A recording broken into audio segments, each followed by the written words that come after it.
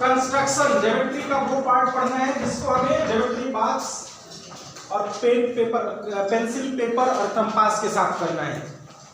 बहुत केयरफुली करने की जरूरत होती है। ये ऐसा पार्ट है मैथमेटिक्स का जिसको आप चीटिंग करके भी कहीं से नहीं लिख सकते जब तक आपको खुद नहीं आएगा। खुद कंस्ट्रक्ट करना होता है जो भी करना हो कंस्ट्रक्शन में। तो क्लास 10th के सिलेबस में हमारा पहला ऑब्जेक्टिव क्या है, पहला हमारा कंस्ट्रक्शन क्या है, to divide a line segment internally in given ratio.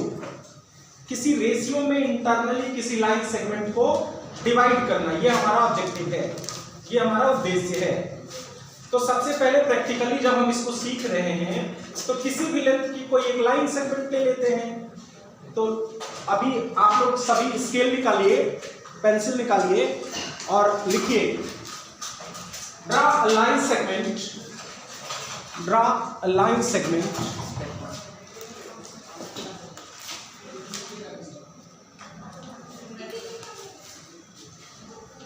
of length 7.6 centimeter, of length 7.6 centimeter,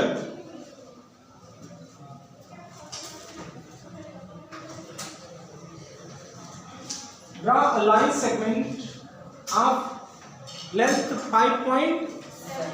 7.6 centimeter and divide it in the ratio 5:8. 5:8। तो हमारा ऑब्जेक्टिव है हमें एक 7.6 सेंटीमीटर की लाइन ड्रॉ करनी है और उसको 5:8 के रेशियो में डिवाइड करना है। तो सबसे पहला काम स्टेप 1 में क्या करेंगे, लाइन ड्रॉ करेंगे 7.6। तो उम्मीद है सभी को 7.6 सेंटीमीटर की लाइन ड्रॉ करने आ जाएगा। 7 सेंटीमीटर, उसके आगे स्मॉल 6 पॉइंट्स यानी जो मिलीमीटर वाले कॉलम होते हैं उसमें 6 कॉलम्स तक जाना है। तो 7.6 सेंटीमीटर बनेगा, मींस 7 सेंटीमीटर 6 मिलीमीटर।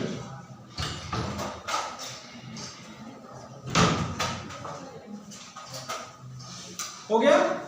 इसका कुछ नेमिंग कर देते हैं ए बी। अब क्या करना है आपको, किसी भी डायरेक्शन में ए से या तो अपर पार्ट में या तो लोअर पार्ट में, ऊपर या नीचे एक एक्यूट एंगल बनाना है। एक्यूट एंगल समझ रहे हैं, 90 डिग्री से लेस, यानी वर्टिकल लाइन ना हो, बीच में वो इंक्लाइन हो, ऐसी एक लाइन ए से ड्रॉ करनी है। नीचे स्पेस हो तो नीचे, ऊपर स्पेस हो तो ऊपर, नीचे हमें ड्रॉ करनी है और लंबी सी लाइन होनी चाहिए क्योंकि इस पर हमें 13 पार्ट्स करने हैं इसके। और इसका नाम दे दीजिए एक्स। नहीं, ये सिर्फ हम स्केल से कर लेंगे सिंपली, बिना किसी मेजरमेंट के।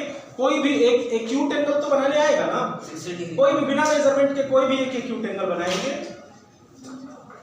अब हमारा रेशियो क्या है, 5:8। तो सेकंड स्टेप में हमें करना है कि रेशियो का सम कर देना है, m1 + m2 दैट इज 5 + 8। कितना आया, 13। 5 + 8 करने पे कितना आया, 13।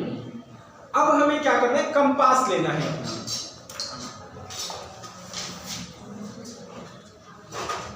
कंपास लेना है और कंपास पे बिना मेजरमेंट के हमें एक कोई भी आर्क फिक्स कर लेना है। जैसे इतने पे फिक्स कर लिया इसको, ठीक है। अब वो आर्क कितने पे फिक्स करेंगे, हम चाहें तो इतना भी कर सकते हैं, इतना भी कर सकते हैं, लेकिन इतना करना है कि इसको इक्वली हम 13 टाइम्स डिवाइड कर सके। 13 टाइम्स 13 आर्क्स इस पे हम लगाएं तो कंप्लीट हो जाए। ज्यादा बड़ा लेंगे तो 13 पार्ट के लिए नीचे तक जाना पड़ेगा। अगर हमारे पास स्पेस कम है तो छोटा आर्क लेंगे, स्पेस ज्यादा है तो बड़ा आर्क लेंगे। और हमेशा पहले ये जान लीजिए कि कंपास को पकड़ने का सही तरीका ये है, कंपास को यहां से पकड़िए, ठीक है, यहां से पकड़िए हमेशा, यहां से नहीं, ये गलत तरीका है। पेंसिल कंपास में उतनी ही बड़ी लगाइए जो इससे ज्यादा ऊपर तक ना जाए, ये गलत लगा है, ठीक है। यहां तक की हाइट का ही पेंसिल होना चाहिए। पेंसिल बिल्कुल शार्प होनी चाहिए, जैसे ये है, बिल्कुल शार्प होनी चाहिए। कोई भी आर्क लगाएं तो हम ऐसे रखने के बाद, ऐसे एक बार आर्क लगाने के बाद हटा दें, उसको बार बार ओवरराइट नहीं करना चाहिए, ठीक है। तो अब क्या करेंगे, इस पे हम नीडल रखेंगे ए पे और पेंसिल से एक आर्क लगाएंगे, इसका नेमिंग कर लेंगे, ये क्या है A1। फिर नीडल यहां रखेंगे, आर्क को आप बिल्कुल भी डिस्टर्ब नहीं करना है, सेम लेंथ की आर्क होनी चाहिए। अब नीडल को A1 पे लाएंगे, फिर आर्क लगाएंगे तो A2 मिलेगा, नीडल को बढ़ाते जाएंगे ऐसे ही A3, फिर A3 पे रखेंगे तो मिलेगा A4, A5, A6, A7, A8, A9, A10, A11, A12 and A13। ये हमने 13 पार्ट्स में इसको डिवाइड कर लिया सभी ने। अब क्या करना है, A13 को B से ज्वाइन कर देना है, A13 को B से ज्वाइन कर देंगे with the help of scale. Scale के हेल्प से A13 को B से ज्वाइन करेंगे। उसके बाद अब देखेंगे किस रेशियो में डिवाइड करना है, 5:8। तो हम A5 से इस लाइन के पैरेलल एक लाइन ड्रॉ करेंगे। दो तरीके हैं हमारे पास लाइन ड्रॉ करने के पैरेलल, एक तो एंगल के इक्वल एंगल ड्रॉ करके और दूसरा सेट स्क्वायर के हेल्प से। तो इस एंगल के इक्वल यहाँ पे A5 पे एंगल बनाना है, तो हम क्या करेंगे पहले समझ लीजिए क्या करेंगे। हमें कंपास लेना है, नीडल इस A13 पे रखना है और एक कोई भी रैंडम आर्क लगा देना है, ठीक है। सेम वही आर्क लेंथ रखते हुए अपने कंपास को उठाएंगे। जैसे सपोज कीजिए कि मैंने ऐसे आर्क लगाया इसको, ठीक है। अब इसको बिना डिस्टर्ब किए यहां से पकड़ के उठाएंगे और A5 पे लाएंगे और एक आर्क वैसा ही यहां पे ड्रॉ करेंगे इस तरह से। और फिर क्या करेंगे, इतना करने के बाद अब फिर हम कंपास को ले जाएंगे और इस आर्क को, इस एंगल को मेजर करेंगे इस तरह से कि नीडल इस पे रहे, इस पॉइंट पे इंटरसेक्शन पे, और दूसरा पेंसिल इस पे रहे। मेजर करने के लिए ऐसे करेंगे, ये हमने मेजर कर लिया इस तरह से। देखो बिल्कुल जब हम नीडल यहां रख रहे हैं तो पेंसिल यहां आ रही है। अब इसी लेंथ को ले जाके यहाँ पे फिर आर्क लगा देंगे। जब आर्क लगाएंगे तो वो इस तरह कुछ बनेगा, कटेगा। इसको A5 से ज्वाइन करते हुए एक लाइन ड्रॉ कर देंगे। जो ये लाइन बन रही है वो इस XB के पैरेलल होगी, इसका नाम कुछ M दे देते हैं। अब जो AM रेशियो MB है वो क्या होगा, 5:8 होगा। यही हमारा टारगेट था, यही हमारा टास्क था। इसको कंप्लीट कीजिए।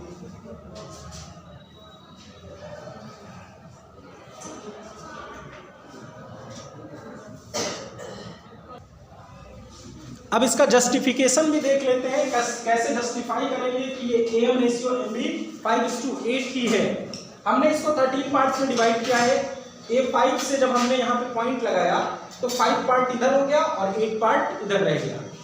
कन्वर्ज ऑफ थेल्स थ्योरम ये कहता है कि किसी भी पॉइंट से अगर लाइन किसी थर्ड लाइन के पैरेलल लाइन ड्रॉ करेंगे तो जिस रेशियो में ये लाइन डिवाइड हो रही है सेम उसी रेशियो में ये लाइन भी डिवाइड होगी, अगर ये लाइन इसके पैरेलल है तो। हमने कुछ ऐसा ही किया, A5 से इसके पैरेलल एक लाइन ड्रॉ किया एक ट्रायंगल में, तो इसका जितना रेशियो था वही रेशियो इन दोनों का भी रहेगा।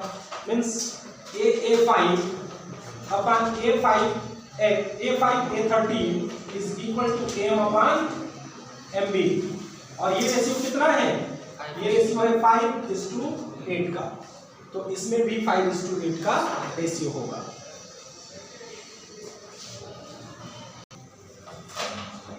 तो सेकंड कंस्ट्रक्शन जो हमारा था वो था कंस्ट्रक्शन ऑफ सिमिलर ट्रायंगल्स, लेकिन इस एकेडमिक ईयर 2020-21 में वो हमारे सिलेबस से रिमूव कर दिया गया है, उसको इस एकेडमिक ईयर में पढ़ने की जरूरत नहीं है। तो अभी यहाँ पे जो हम पढ़ा रहे हैं वो एग्जामिनेशन के पॉइंट ऑफ व्यू से ही पढ़ा रहे हैं, तो जो पोर्शन रिमूव हुआ है उसको फिलहाल छोड़ा जा रहा है, ठीक है।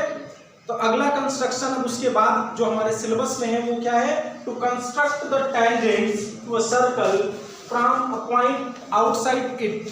किसी सर्कल पे एक पेयर ऑफ टेंजेंट ड्रॉ करना है जो पॉइंट आउटसाइड सर्कल है, सर्कल के बाहर है। बहुत इजी कंस्ट्रक्शन है। स्टेप 1 में देखो, इसमें क्या करेंगे, किसी भी रेडियस का एक सर्कल लेना है। तो हम एक कोई क्वेश्चन सेलेक्ट कर लेते हैं, draw a circle of radius 6 centimetre. लिखिए, draw a circle of radius 6 centimetre. 6 centimetre radius का एक सर्कल ड्रा कर लेंगे। सर्कल ड्रा करते टाइम ध्यान रहे कि चारों तरफ स्पेस होना है, किसी एक डायरेक्शन में स्पेस होना चाहिए। Copy from a point 10 centimetre away from centre, इसके सेंटर से 10 सेंटीमीटर डिस्टेंस पे कोई पॉइंट है P। Draw construct the pair of tangents to the circle and measure their lengths. इसके सेंटर से 10 सेंटीमीटर डिस्टेंस पे कोई पॉइंट लेना है। अब देखिए 6 सेंटीमीटर तो ये अंदर ही होगा रेडियस है, तो 4 सेंटीमीटर बाहर तक होगा ये पॉइंट। इसका नाम कुछ P दे दीजिए और इस P पॉइंट से ही सर्कल पे पेयर ऑफ टेंजेंट ड्रॉ करना है। फर्स्ट स्टेप में हमने क्या किया, एक सर्कल ड्रॉ किया जिसकी रेडियस कितनी है 6। फिर उसके सेंटर से जिस डायरेक्शन में हमारे पास स्पेस है कॉपी में, उस डायरेक्शन में एक लाइन ड्रॉ कर लिया कितने सेंटीमीटर का, 10 सेंटीमीटर का। 10 सेंटीमीटर सेंटर से डिस्टेंस इसकी 10 सेंटीमीटर।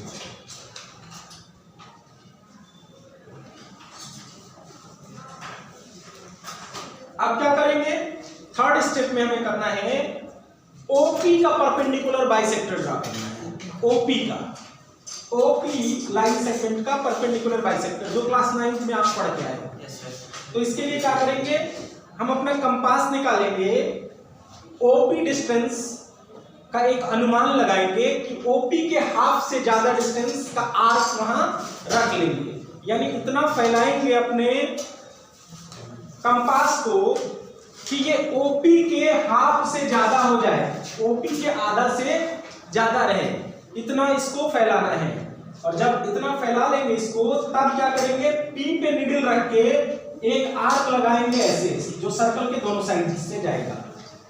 ठीक है, फिर सेम आर्क को बिना डिस्टर्ब किए जो हमने इधर से ड्रॉ किया था, अब निडल को रखेंगे ओ पे और फिर इसी आर्क को क्रॉस कर देंगे। जब आर्क को क्रॉस करेंगे तो दोनों क्रॉस को ज्वाइंट करते हुए लाइन सेगमेंट हम बनाएंगे।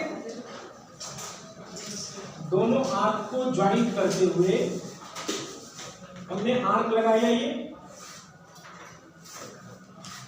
अब दोनों आर्क को ज्वाइंट करते हुए एक लाइन सेगमेंट हमने स्केल की हेल्प से ड्रॉ कर लिया।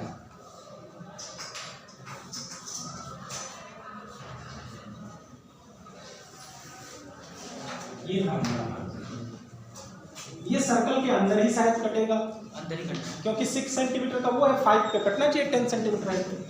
जहां पे ये कट रहा है वहां पे हम m लिखेंगे, ये मिड पॉइंट हो गया ना इसका।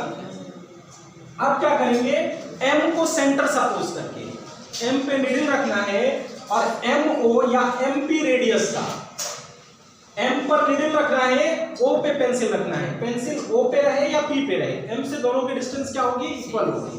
और एक सर्कल ड्रा कर लेना है। फिर ये सर्कल हमने ड्रॉ कर लिया।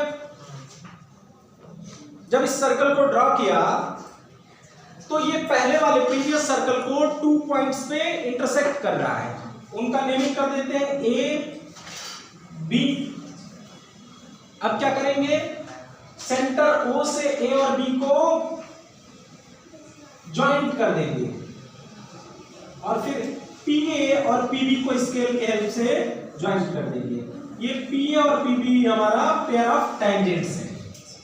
ठीक है, इन दोनों की लेंथ मेजर करनी है किससे, स्केल से। आपको ये पता है कि जो टेंजेंट होता है वो रेडियस पे क्या होता है, परपेंडिकुलर होता है। तो ये 90 डिग्री का एंगल है। ये रेडियस कितनी है, 6 है, ये कितना है, 10 है। तो ये कितना आना चाहिए पाइथागोरस थ्योरम से, PA आना चाहिए √10² - 6² 8। अब मेजर करके आप वेरीफाई कर लेंगे कि हमारा आंसर कितना आ रहा है। तो ये हमारा जस्टिफिकेशन भी हो गया इसका।